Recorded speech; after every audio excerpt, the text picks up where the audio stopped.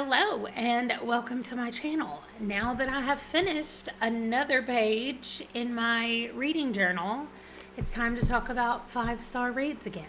So in this list, I had 8 5-star reads. I talked about them in different places, like I've talked about them in different vlogs that I've done and individual videos, but I like to have them all here in one spot where I can kind of say what I like the most about them and what I'm doing going forward with these authors, which, spoiler alert, if they're 5 stars, I'm for sure reading more of their work. Anyway, the first one is Horrorstor by Grady Hendrix. This was a new author for me. I listened to it on audio, and I think one of the things that surprised me is how much I laughed. Like, this was funnier than I thought it would be.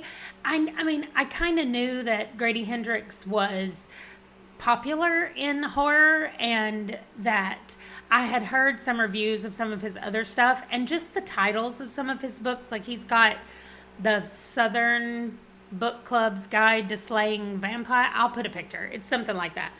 And so, I mean, that's just like a fun name. So I kind of thought that his book would be funny, but it was funny and I really liked it. And also at the same time, it was scary. Like, especially when it got to the big tense moments, I was like, okay, this is scary. So anyway, as you can see from the picture, it's an IKEA store-ish. It's not called IKEA, but they're in a store like IKEA. And we're from the point of view of one of the employees. And she's come into work and her manager is asking her to stay because they notice that things keep happening in the mornings or they see evidence of things that have happened in the store overnight. And he's asked her and one other employee to stay overnight with him that night so they can try to find out what's going on. So she does, and things happen, and it's one of those, like, it would make a really cool movie because then the final scene would be like in the morning as the survivors are coming out of the building and the sun's coming up, kind of thing like that. So anyway, but this is one of those books where you need to read the epilogue. Like, a lot of times the epilogues don't really add anything or don't really change anything, but I loved this epilogue. And so if you read this book, I recommend that you read all the way to the end. Okay, my next 5-star read was Exile by RA Salvatore. And this is part of the 100 Best Fantasy Reads from Klaus's list that I've been reading. This is the 3rd book in the Dark Elf Trilogy. I think that's what it's called, the Dark Elf Trilogy. And then there's another trilogy about his life called the Icewind Dale Trilogy. And then it just kind of keeps going. I guess initially he was going to write a trilogy. And then people were like, wait, we want to know more about Drizzt life before the Icewind Dale. So he wrote the Dark Elf Trilogy. And then it was like, why don't I just keep going? So he keeps writing and writing and writing. And I didn't even think that this was as popular anymore. But we just went looking for Halloween costumes in October, and in the Halloween store they had a Drizzt costume, and I was like, wow, people are still dressing up like him, so I guess it's more popular than I thought. Anyway, this 3rd book just explores more of his early life and everything that we didn't know leading all the way up to the Icewind Dale trilogy. So you don't have to know anything about the Icewind Dale thing. Like, if you're just starting reading about his life, I would recommend that you start with the Dark Elf trilogy and read those 3 books. They're easy reads, they're fast, and they're so good. Like, I always feel like we learn more about Drizzt and the stuff that he's going through, and his life is just, I mean, it's hard and it's sad in places where you're like, he can't ever catch a break. Like, there are just points where I want to be like, can you let him win one time? Like, can you let something good happen to him one time? Anyway, they're not that bad, but I felt so bad for him in parts, and then you're happy when he's happy, and it's just, I mean, it has enough action and stuff to keep you going and enough fantasy elements to keep you going, but at the heart of it, it's just about a kid, really, at the beginning, who is born into a place that he knows from the very beginning that he does not fit, and he is spending all this time trying to find a place where he fits, and ultimately I think that's what it's a story about, and I loved it so much. Okay, my next 5-star is Black Heroes of the Wild West by James Otis Smith. And this was part of my NPR challenge for graphic novels. I like to read graphic novels in person if I can, or at least on my Kindle, but I don't do them on audio. I don't even know if they have graphic novels on audio. That would be weird. But anyway, I was happy that I was able to get my own copy of this, and I am passing it down to our school library. I'm going to have them put it in their kids section in there. But this just profiles 3 different people right here. It is Stagecoach Mary, Bass Reeves, and Bob Lemons. And so he just goes through. You can see there's a little clip on the back, and it says, "Exploring American history and finding diversity at its roots." I really liked it. And really, that's all it is. It's a nonfiction look at just these 3 people and how they had an impact on what was happening in what we would consider to be the Wild West. And it was great. Another 5-star read that I had was The Immortal Life of Henrietta Lacks by Rebecca Skloot. This book it's a nonfiction book about the life of Henrietta Lacks, but also about the cells of Henrietta Lacks, like her cancer cells that continue to grow years and years after her death, and what all they've been used for, and the research that's gone into it, and the awful treatment of her and her family members. And it is at one point like amazing science and very interesting and really cool about all of that part of it, and at the same time just a devastating repetitive narrative that we hear about people who are taken advantage of because of the oppressive way that they have been looked at and treated for their whole life, and they're just taken advantage of one time after another, over and over and over, until they just stop trusting anybody.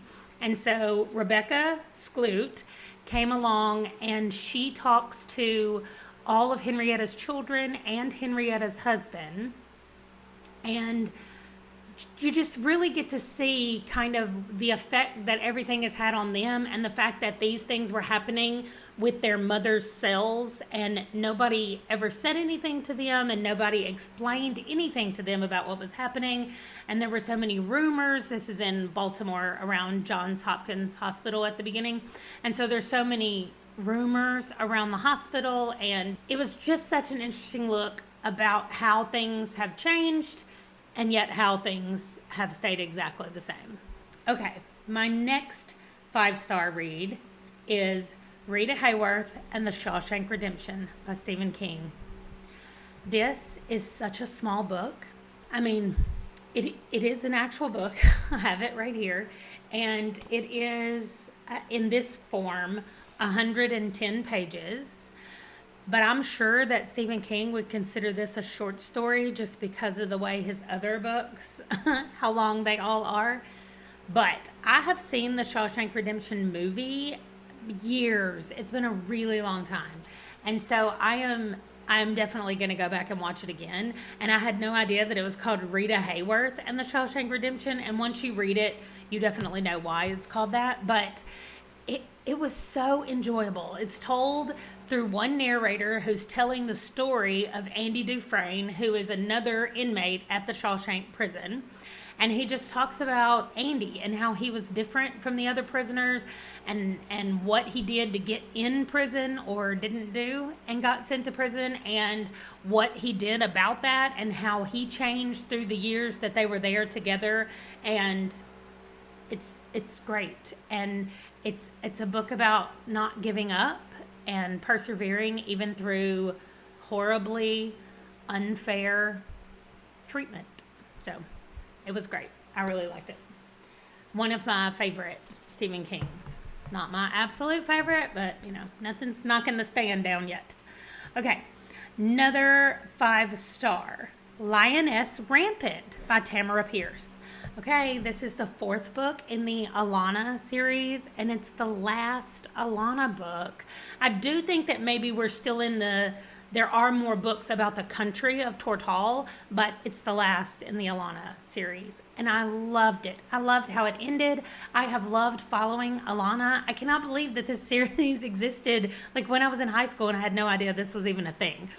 Not that I would have read it in high school, but still. It's so good and I like it so much, and we're still following Alana, except this book, she's like, okay, I have done all of these things that I wanted to do. I have gone through some things in my life. We lose some people in this book and we gain some people in this book, and her life just is on. If you had asked me in book 1 where I wanted to see her at the end of this, I just don't think it could have been any more perfect than where it is right now. Okay. Oh, the Alana book is from my author catalog challenge. I'm reading all of Tamora Pierce's books. Okay, the next 5-star is also from my catalog challenge. This is Stephen Graham Jones, The Only Good Indians. This book I've read one short story collection. I have read 2 novels, and I've read 1 novella from him so far. And this one is the most serious of all of his books. And it's also the most recent one that I've read. All the rest of them I was kind of starting with as far back in his catalog as I could go. And I read this one because I was reading it with Kate from the Literary Apothecary. It was her pick. I mean, I picked it for her to read for October, so I read it with her. So that is the reason that I read this one that's further up on his list. And maybe it's because he's just writing more and more, or maybe it's because he's like developing more his voice as a writer. I don't know, but or maybe that's just what he was going for in this book. He seems to be able to write in a lot of genres. One of the other novels that I read is just a detective novel of his, and I gave it 5 stars as well. So he can just write. Like, he's a good writer, no matter what. So this book was so good. It's about 4 friends who made some kind of choice, we will say, and an event happened when they were younger. And the choice that they made and the things that they did are coming back to haunt them. Not really, though, but it's coming back for revenge. Something is. And the thing that I love the most about this book is that we get the point of view of all 4 of the boys and even some other people involved in their lives. And those are all third-person point of views. But when we get the point of view of the killer, it's in second-person point of view. I was reading that with Kate, and she said, wait, are we the killer?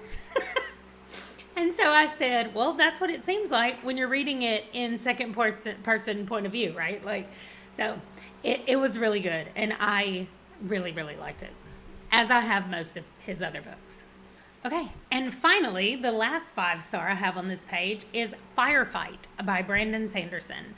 This is the second book in the Reckoners trilogy, and I've already finished the 3rd book, and I only gave it 4.5 stars. But I think if I were talking about the trilogy overall, I would give it 5 stars. I think Brandon Sanderson does a great job of telling a story over 3 parts and ending that story in what I think is the perfect ending. Whether or not it's the ending that I wanted, he did the same thing in the Mistborn trilogy that I read, and now he's done the same thing in this. So whether or not it was how I wanted it to end, it still seemed like the perfect ending. And this trilogy, we're following David, and he is just a normal, regular boy, and he is being tormented along with everybody else because a certain population of the planet has been given powers of some kind. And they are not using those powers in the best way that they can. So he joins the Reckoners, and they are fighting back against the people who are heroes. Not really. The people who have superpowers. And that's what this trilogy is about. In essence, of course, things happen, and there are twists and turns along the way. I really enjoyed this. I think after reading these 6 books, I've just decided that I like Brandon Sanderson as a writer. So I know that he is kind of polarizing. People either really like him or really don't. But so far, I have not been disappointed. So I guess I'm going to put myself firmly in the I like Brandon Sanderson writing side. So Thank you for checking out these 5-star reads with me. If you've read any of these, I would like to hear your thoughts down below. And if you've not read any and you want to, I want to hear about that as well. And just let me know what's the last 5-star read that you've read, because I am constantly adding books to my TBR. Thank you for joining me, and I will see you in my next video. Bye.